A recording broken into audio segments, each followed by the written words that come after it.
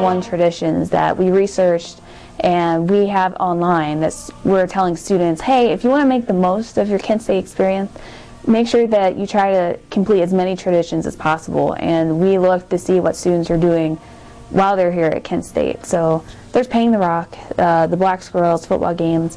There's a whole thing about Halloween. I'm sure that's pretty up there. So Halloween gets kind of crazy around here. Just going downtown in general, you know, going to, you know, have a drink, drinking responsibly. So I think overall, when students come to a university, everybody wants to feel like they belong. You're starting the next step in your life. You're looking for some way to connect with other people, meet other people, and feel that you belong to the institution. So that's where traditions are an important part of your college experience. Black Squirrels are quite a spectacle, I have to say. I grew up actually away from Kent, away from the Black Squirrels. Where I'm from, in Buffalo, New York, we have gray squirrels. And so when I moved here, it was possibly the thing that stood out to me the most. In 1961, this one's going on 51 years now, is that we had a groundskeeper travel to Canada. And as part of his trip there, he was there for 10 days, he brought back 10 squirrels, black squirrels, to the campus. And so over the last 50 years, they have been multiplying, have inhabited our campus, and have merged out to Northeast Ohio. I believe we now have communities along Lake Erie that have black squirrels, so they've kind of migrated north again, because that's where they came from, Canada. After the tragic incidents on May 4th, 1970, when the first anniversary came up, our faculty wanted to pay tribute to those students who were wounded and killed on that day. So as part of their event, creating a memorial to that, they donated the first monument, if you will, to the events of May 4th, and that is in the Taylor parking lot just at the edge. It's a small tombstone. It has each of the 4 students' names on it. And also, as part of that first year, they gathered around that tombstone when I basically kind of dedicated it. And then every year after, they kind of have conducted a similar commemoration that has historically gone on now 42 years.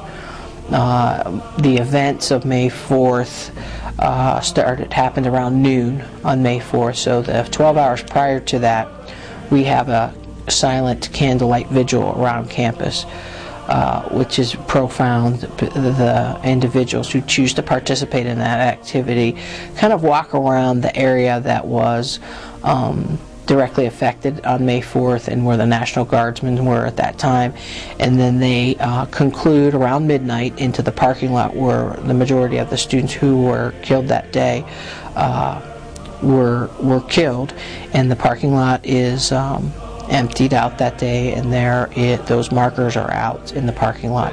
Kent State makes an effort to educate the kids about what happened on May 4th. But I just think it's kind of ironic that these days the campus security is so tight in response to something that was, you know, the police's fault in the first place. Sisterhood within women, it's a great bonding experience to get to. When you're in college, you have women behind your back all the time that are always there for you. And as adults, it's a great network. If I move to another part of the country, I can meet up with other Chi Omegas anywhere, and I know that there's always a safety net.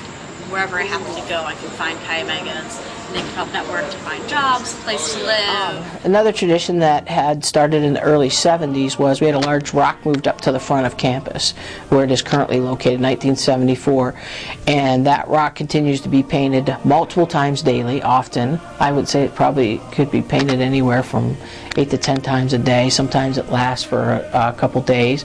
I think the longest I've seen a painting on the rock was probably about 10 or 15 days. It's used. The rock is painted for a variety of reasons. Our Greek students paint it with their letters on a daily basis. It has at times been used to memorialize a student who's passed away, or a faculty member or a staff member. It's been a gathering spot for people who go on a morning jog. It's been a way to advertise upcoming university events on the front campus. It's been used to ask to be part of an engagement where somebody says, "Will you marry me on the rock?" and puts the person's name. So that's pretty exciting. So it has all multiple purposes. About 20 years, we had a faculty member actually core the rock to see how many layers of paint was on it. At that time, there was over 7 inches of paint that was on the rock. And there was still paint under some layers of the paint that hadn't even dried yet, because that's how often it's painted. It just didn't dry at times. It's been tarred and feathered, so to speak. They put feathers on it and then put paint on it, but not really tar, but kind of with that mindset. It's one of the activities that some people think maybe they're not supposed to do, so it's often done at nighttime. You rarely see the rock getting painted in the day, so it's always done in the cloak of darkness, and then revealed in the morning. Lots of people who enter campus always like to see what's on the rock every day. That's like a ritual that when they drive in, they say, "What's on the rock?" When you go out to lunch, you see what's on the rock. So it's pretty exciting. I suspect today, if I'm allowed to say this, might be something that says, "Welcome President Obama." Who knows? But it's painted in the rain, it's painted in the snow, it's year-round. I've painted the rock personally several times. My favorite all-time was painting it on St. Patrick's Day, and we painted it green and just said "Sham" on it. Shamrock was our little... It's seen as a really fun and cool thing to do on campus. It's fun to kind of decide, okay, what are we going to paint on the rock today? And I know when I drive into work, I always look to the right to see what is on that rock this morning. I saw that a Greek organization had painted their letters on the rock. I'm hoping that they'll have, "Welcome President Barack Obama" on the rock later on today when he comes. So I think the favorite thing I've seen on the rock is that it was painted for Halloween. It was painted like a big pumpkin, and it had like a jack-o'-lantern thing. So that was really cool. So it's just something fun. It's very unique. I think a lot of universities have something that they paint, if it's a rock or if it's something else, but it's kind of one of those things. If you come to Kent State, someone's going to ask you a couple of things. Did you ever paint the rock? So it's a way for students to connect with each other, but was also with alumni. Edit the hell.